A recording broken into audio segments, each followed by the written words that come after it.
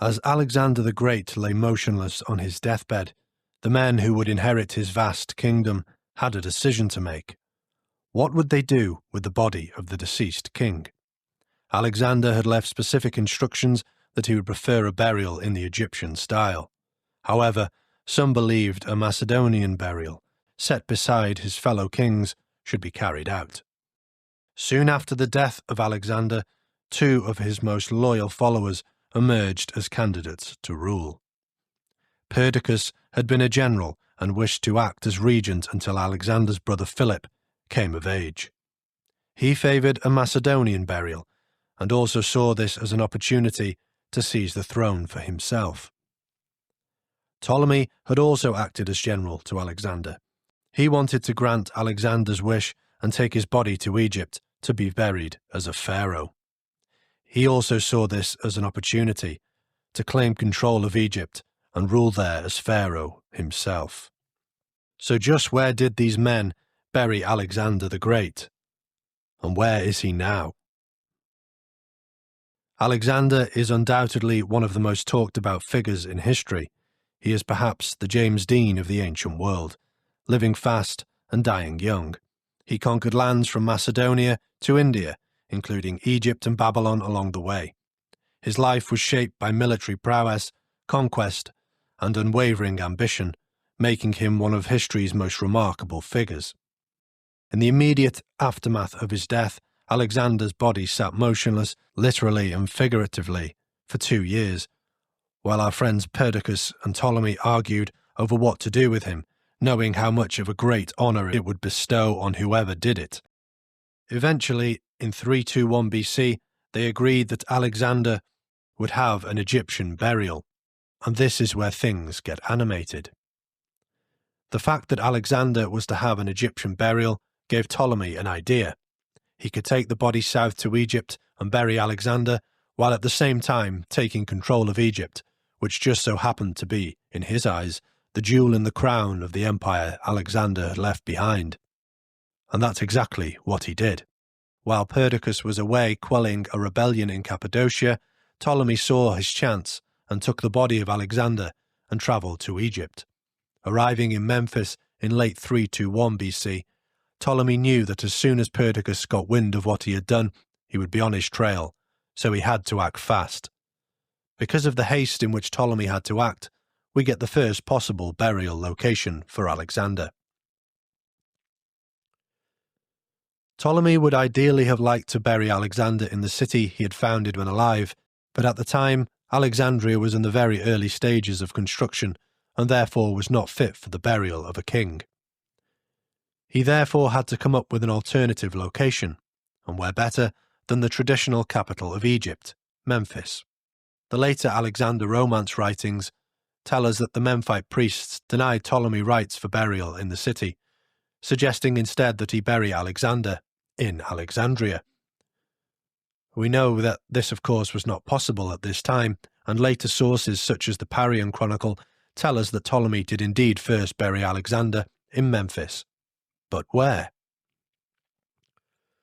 It has been hypothesized that if Ptolemy did indeed bury him in Memphis, a likely place would have been the Serapeum at Saqqara, the underground burial place of the sacred Apis bulls. On the surface, this seems an odd choice to bury a man who carried the suffix the Great. But remember, Perdiccas was on his way to Egypt, so Ptolemy had to act fast.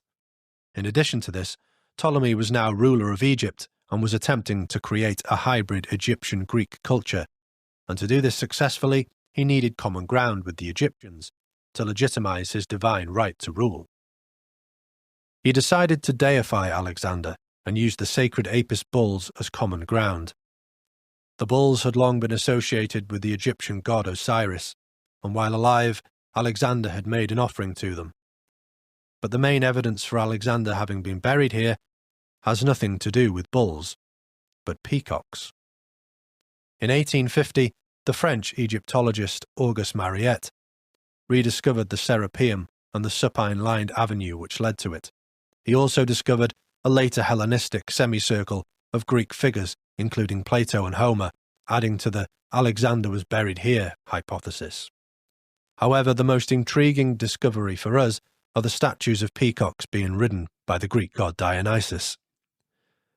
This is relevant to Alexander because he supposedly placed the peacock under royal protection while in Pakistan. This isn't, of course, definitive evidence. However, in 275 BC, a grand royal procession in Alexandria for Ptolemy II featured peacocks. So the peacock clearly had some significance in relation to Alexander. The problem is, this is not the only location that history has given us for his burial place. Perdiccas never did make it to Egypt. On his way south, his troops, fed up with his military mishaps, turned on their leader and killed him. This gave Ptolemy breathing space, but it didn't make too much difference in regards to the burial of Alexander. The city named after him was still not ready, and Ptolemy couldn't wait forever. It therefore seems highly likely that he did indeed bury him at Saqqara, with the intent to move the body to Alexandria when it was built. The discovery of the sarcophagus of the 30th dynasty Egyptian ruler Nectanebo II may hold the key. Ancient writers tell us that Nectanebo, fraught with anxiety and resigned to his fate, fled Egypt in 342, shortly after the invading Persian forces had defeated him in battle. He is said to have travelled south and lived out his days in Nubia. It seems strange, then, that his sarcophagus was discovered in Alexandria and subsequently travelled itself, ending up in the British Museum in 1803. There is no evidence to suggest that Nectanebo was ever interred within this sarcophagus, and also none that Alexander was. However, we do have a local legend which suggests Alexander was placed in the sarcophagus, left behind by Nectanebo when he fled Egypt, and later this was moved to Alexandria. Not only this, there is a story within the Alexander romance which suggests Nectanebo did not flee to Nubia, but to Macedonia, disguising himself as a magician to enter into the court of Alexander's father, Philip II. The story also tells us he convinced Philip's wife Olympia that he was the Egyptian god Amun and had a child with her, and that child was Alexander. Admittedly, this story does seem a bit far-fetched, and it was probably circulated by Ptolemy if he did indeed place Alexander's body in the unused sarcophagus of Nectanebo to legitimize the decision. The story can also be put down to foreshadowing by later writers. What can be said with a degree of certainty is that at some point during or shortly after the reign of Ptolemy I, the body of Alexander was moved to the newly built city named in his honour. After the demise of Perdiccas, Ptolemy could safely declare himself pharaoh of Egypt and set about building the new capital city Alexander had founded. The city itself was built on an ideal location off the northern coast of the country. It had access to the Nile River to the east and was situated on the Mediterranean Sea, so had close links to the Hellenistic world. This in time would make it the most important trading port in the ancient world. It had 2 harbours, separated by a long artificial causeway, most probably built by Ptolemy, called the Heptadion. By 311 BC, the city officially became the new capital of Egypt, and it would seem that by the time of Ptolemy's death around 283 BC, the body of Alexander had been moved to the city. In 275, under the rule of Ptolemy's successor, his son Ptolemy II, was held a festival called Ptolemaea. What they lacked in legitimacy, they certainly made up for in originality. This was a festival of all things Ptolemaic, a sort of celebration that Ptolemy II had organised to celebrate how great his father was. There were plays, parades, athletic competitions, the full works. Interestingly, there was also a heavy focus on the Ptolemite connection to Alexander, so this would have been the ideal moment to showcase the moving of the sarcophagus to its new location in the city. Sadly, there is no evidence for this, but the ancient sources tell us that certainly by the time of 30 BC, Alexander's body lay in Alexandria. We know Alexander's body was situated within the Sema in Alexandria. This is the Greek word meaning tomb, and this was a royal mausoleum which also held the Ptolemaic kings.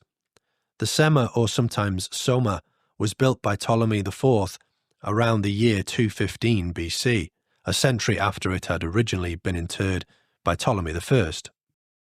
It was situated in the middle of the old city, and from this point on we have a good source base of this location due to it becoming somewhat of a tourist destination throughout the Roman period. Julius Caesar is said to have paid a visit.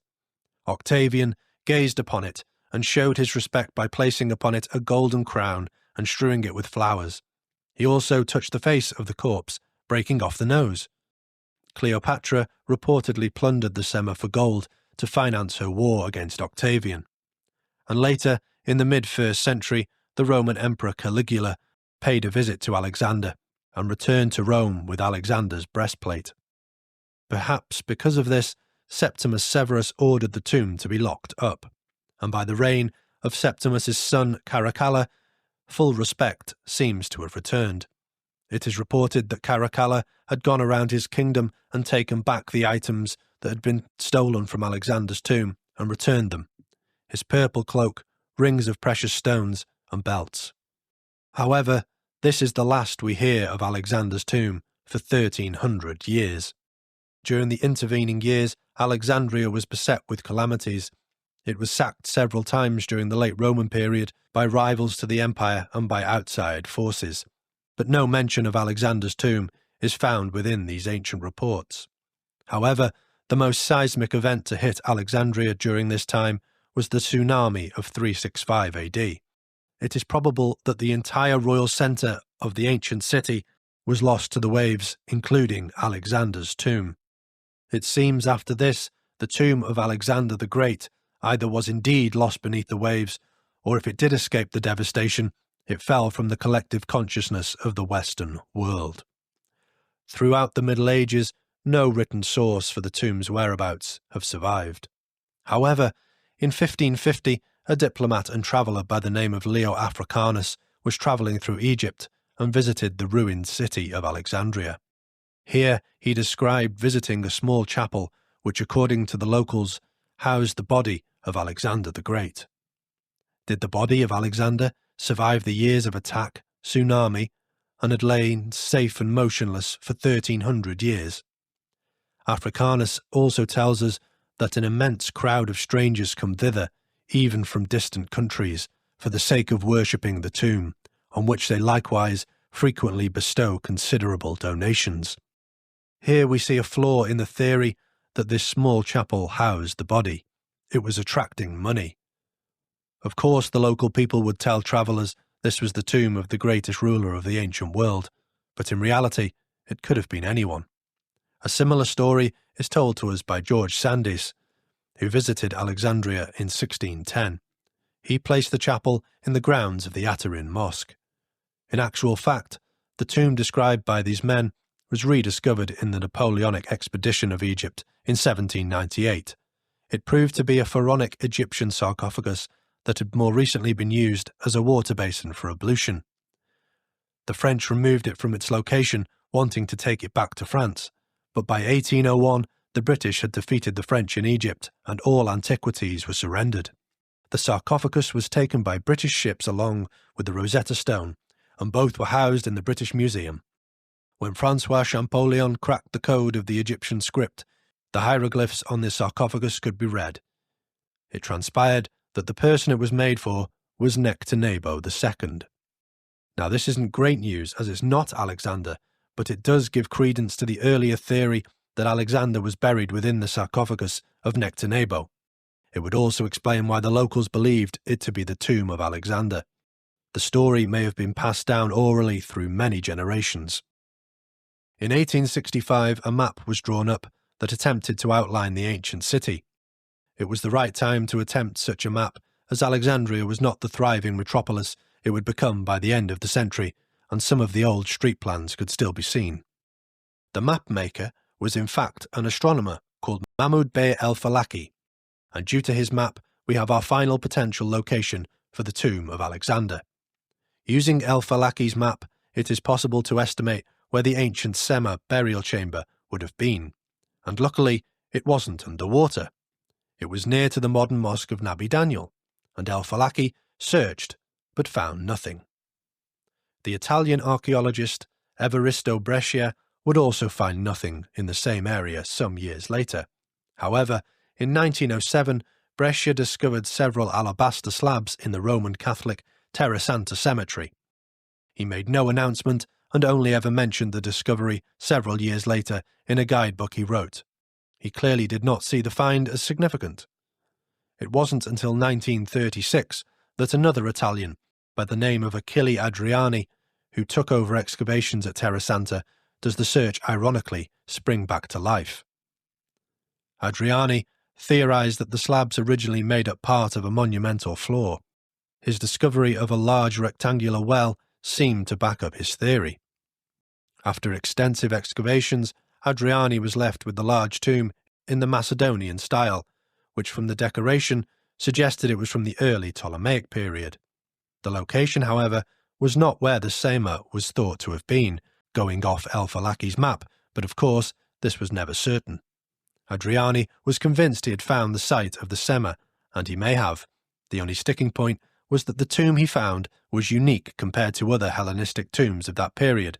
It would have been slightly old-fashioned by the time of the building of the Sema. Although you would expect the tomb of someone with the suffix the Great to have a unique tomb. So where is the tomb of Alexander the Great? In truth, we can only theorize. It almost certainly was originally in Memphis and then transferred to Alexandria at a later date. Then it seems to have been lost around the time of the tsunami of 365 AD and makes an appearance in the historical record again in the medieval period. It may well be that it had been lost to time, or could Alexander still be beneath the sand or waves, waiting to be discovered?